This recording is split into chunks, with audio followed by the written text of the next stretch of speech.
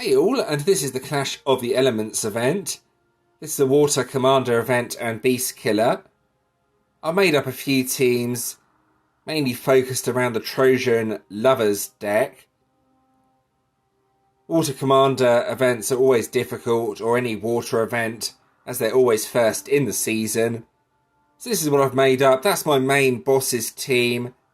This is the main team for the Crusade, and then an experimental team for the bosses.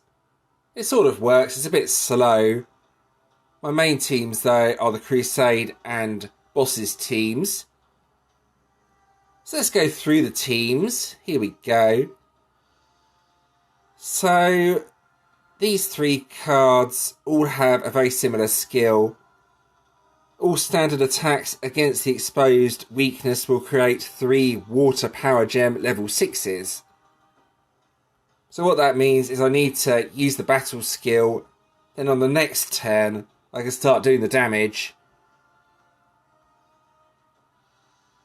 So yeah, similar skills on these 3 cards, except the ultimate form has the damage boost as well, 120%. And the Helen of Troy just has the damage boost. So yeah, use the battle skill on the 3 middle cards. Get that reveals a weakness skill, then use Helen of Troy to get the damage up. And now for the ultimate form that has the Beast Killer skill, Fabled Sojourners. It's not an especially effective battle skill in all fairness, but it does create power gems on the next turn as well. I think it's the best older ultimate form, well, for Water Commander that has Beast Killer on it. So it's what I'm using for the event anyway. And then for the relics, I have enough relics to break 6 shields. I can't quite break all 7. Unfortunately, this one breaks 2, then another 2. Then 1 and 1 for these 2. The reason I have put a generic Water Commander relic on the end, I simply wasn't getting enough water gems to be able to do anything at the start. So unfortunately this is needed. It's only 1 shield though, so it's not too bad. But that's what I'm using for the bosses anyway. For the Crusade, just a slight variant on the team. No Beast Killer relics, rather just general Water Commander relics pretty much. That's the main change to this team. And then for the final team, I wanted to try something based around Immortal Killer, so I built this rather weird team. It's sort of effective. All the damage is in this card, Wave Warriors, as this is Immortal Killer. So the idea behind this team is to try and get Wave Warriors to do as much damage as possible. This is why I have 2 cards from the Trojan Lovers deck on the team. Spawn a ton of power gems. And obviously the Beast Killer card. That's essential, then Iria to boost up Immortal Killer damage. So it's sort of effective, but it's quite a hard team to use, and I think my first team is more effective. It's a lot easier to use anyway, that's for sure. So I probably won't be using this team much, but you need some sort of dark relic at the end, otherwise you don't get enough dark gems with this team, which is why this relic here is on the team. So alternative options, if you have the event deck, there is actually another Beast Killer card. I'm sure you've all seen this, but here it is, the Beast Breakers. If you don't have any other Commander Ultimate forms that have Beast Killer on, this is one you can use. It's a very old one. It's only 600%, which is why I'm not using it.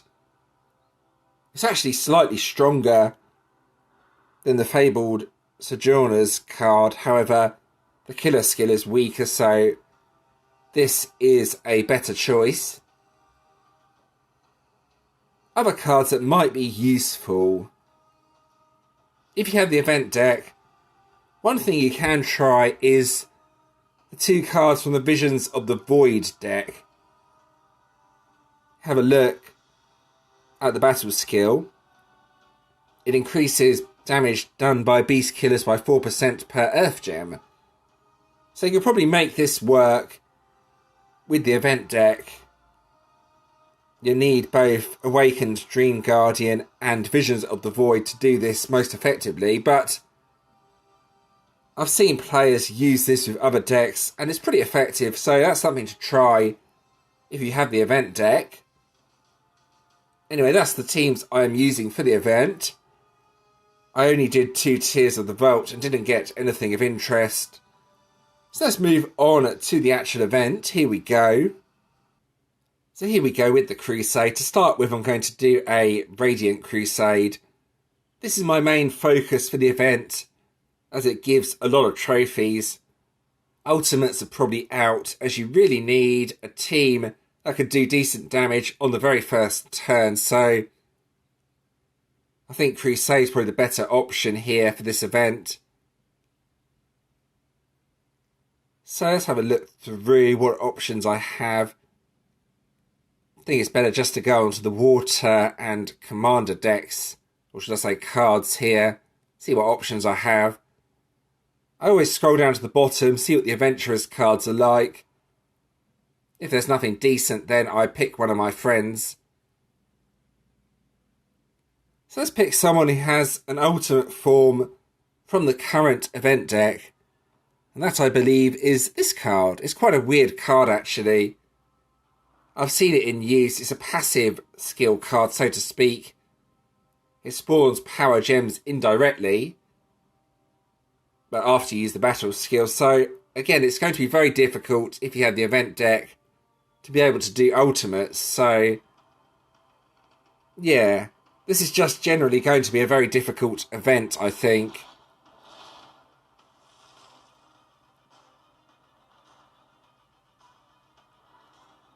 Have a look at this.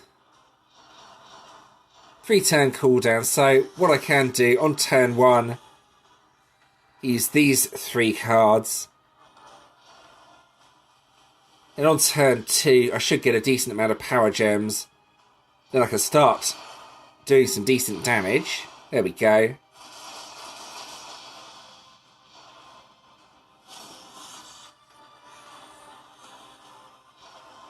And then just repeat the process with each wave. And that's how I've been doing the Radiant map. It's a bit slow, but it's the only real way I can do this, unfortunately. So, yeah. It's more effective on the bosses, though. It seems slow on the crusade. You have to use the battle skill like so, then get the power gems.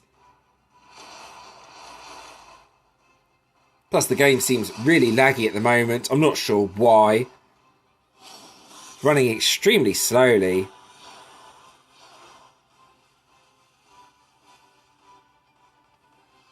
So yeah, that should defeat it. Yeah, you can see the damage.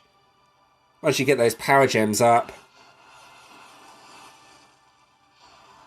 Then for the final boss, again, just repeat the process. Then you can use the other cards as well that you have available at this point. And it should defeat the boss with a bit of luck. The Trojan Lovers deck spawns so many power gems. It's normally enough to get through the bosses. In case it's not, just use all the other skills. There we go.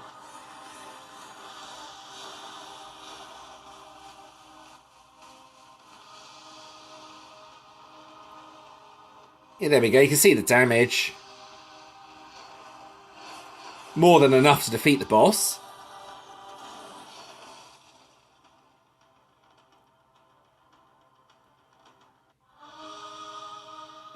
Well, there we go. I managed to get a solo boss immediately, so that's pretty good. This is what I want to test out my team on. Okay, here we go. I don't have that many crusade keys, so I need to take down this boss pretty quickly. Or should I say in one attack. So solo bosses this time around have poison, With this sort of team, it's actually not too bad. Doesn't really affect the team too much as there's healing. The problem is there's still one shield up though with this team. There's simply not enough water gems at the start otherwise with 5 beast killer relics, so I kind of needed the other relic. Anyway, let's see what I can do with this.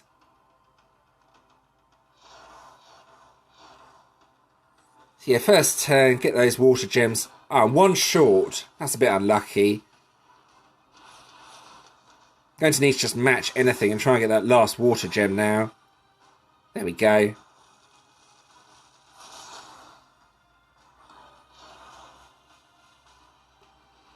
And now that I have the water gems, what I need to do now is get enough water gems on the grid so I can make another match, and I can use these 3 cards like so and attack. Here we go. Now I can start doing damage. So you can see with just beast killer relics, that would take ages and it would be very, very difficult. So you can see why I have that other relic on the team now. So there's the damage. It's around 200 trillion. It's not bad. It could be better, but it's not bad. You also get a few more attacks with this deck, so the next few turns I can match the power gems again.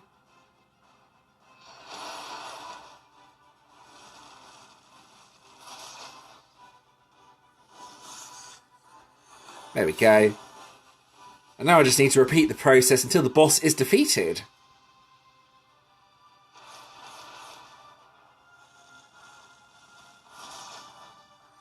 So match anything. Use these 3 cards, then make sure I do some sort of water gem match.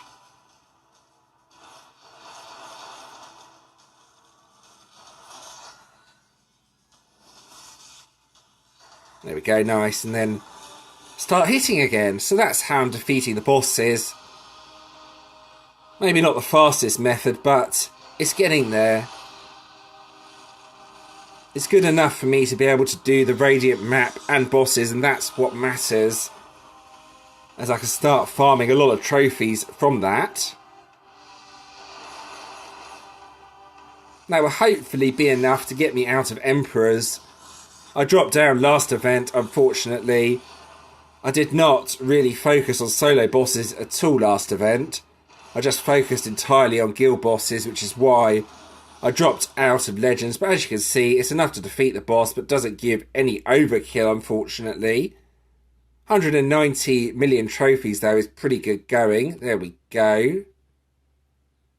So that's the solo boss defeated. Alright, I managed to get a few guild boss keys together. Now I'm going to test out my team on the guild bosses. So I can actually kill the Corellium guild boss with my team. It takes a bit of time, but it's not too bad. Guild bosses have panic and counterattack on them. Both skills are not especially effective actually, so guild bosses for that reason are maybe quite a bit easier than usual. I guess it all depends on what team you're using. Anyway, let's go ahead and hopefully kill this boss.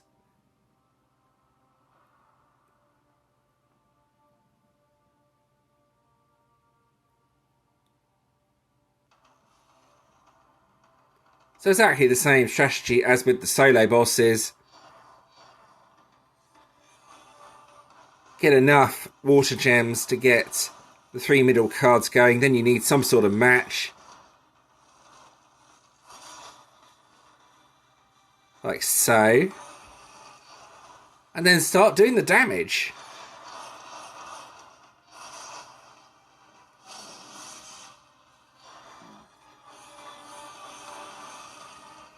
There we go. Then just repeat the process until the boss is dead. Counterattack really doesn't do a lot. As you can see, the healing sort of overrides counterattack, and panic is completely useless anyway. Really doesn't do anything. So yeah, guild bosses are not that difficult.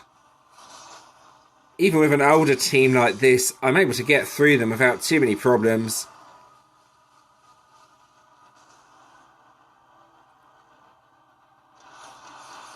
So yeah, I'll probably be using this for most of the event. I may show what my other team can do. It's such a weird team though. The damage is very erratic on it.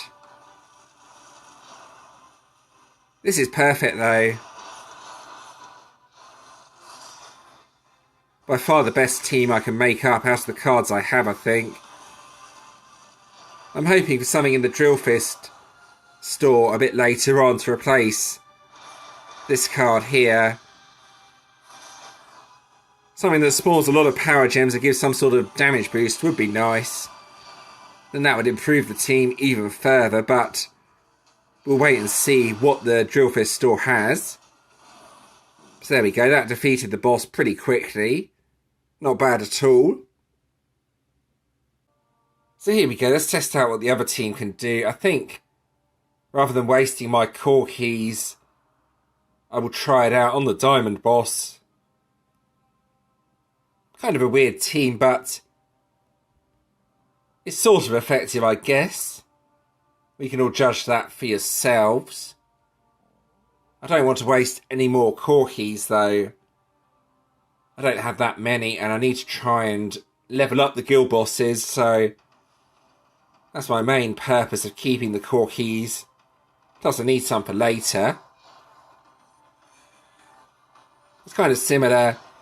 You need to match water and dark gems. The hard part now is getting enough to use all the skills.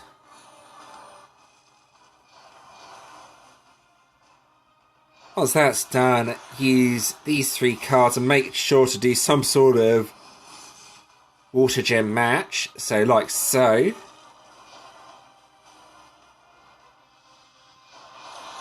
And pay attention to the damage on the Wave Warriors card. That's where all the damage is here. Here we go, let's see what it does anyway. So you can see 159.1 trillion on the Wave Warriors. So, yeah, the damage could be considered slightly higher, I guess, but it takes longer, so I'll probably stick with my original team. Alright, and now it's time to have a look at the event rewards. Don't forget, as always, the season rewards are now in the event. Don't forget to claim those each day. So the collection looks like another Legend Soul collection. It's nothing especially exciting here, I don't think. Yeah, there's been quite a few Legend Soul collections. I don't really like them much as I never use Legends. I might as well go ahead and claim all these rewards though. I don't even use Legends in the Legend Trials anymore. I just use a regular team and it gets through the bosses without any problems. So this really is a completely pointless sort of reward, I guess. I guess it might be helpful for a few players, but not for myself. And now, as you may have already seen, I am in Emperors again. The Emperors League seems really small this time around. I'm not sure if that's because there's not many players or because it's still early in the event, but yeah, there's hardly anyone here. There is a Fire Dragoon, though, as the rewards, so this is what it looks like. Creates a lot of power gems. Oh, that's actually looking pretty decent. As always, the stats are quite nice as well. As with all Dragoons, though, I want to see what it specialises into. Until I see that, I can't really make a judgment about if it's any good or not, but looking at that, it looks pretty decent, so probably one worth going for if you can. Plus recently there's been a few really good fire attack combinations that you can use. This will help with that a lot. And finally, let's have a look at the actual event deck itself.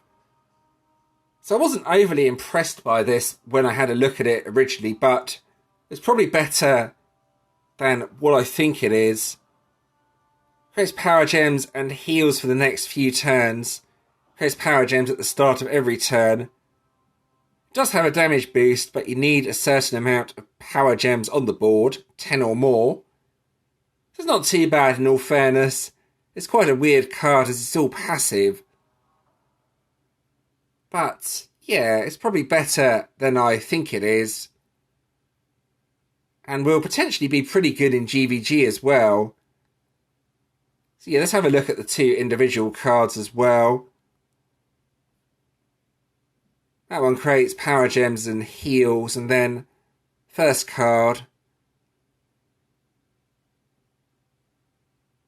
Here we go.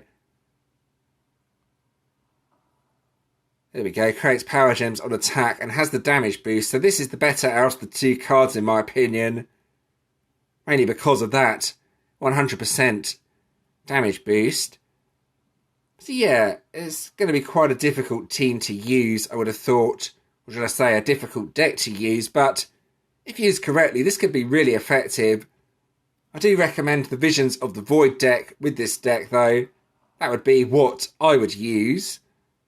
Visions of the Void seems to increase Beast Killer damage by a huge amount. And since this is a Beast Killer deck, hopefully it will work, but I can't test it out for myself. And there we go, that's the end of this video. I hope that was helpful. As always, if you do have any questions or suggestions regarding the video, please let me know in the comments and I'll do my best to help. If you did enjoy this video, leaving a like and subscribing is always appreciated. Thank you to those that have already subscribed, and thanks for watching.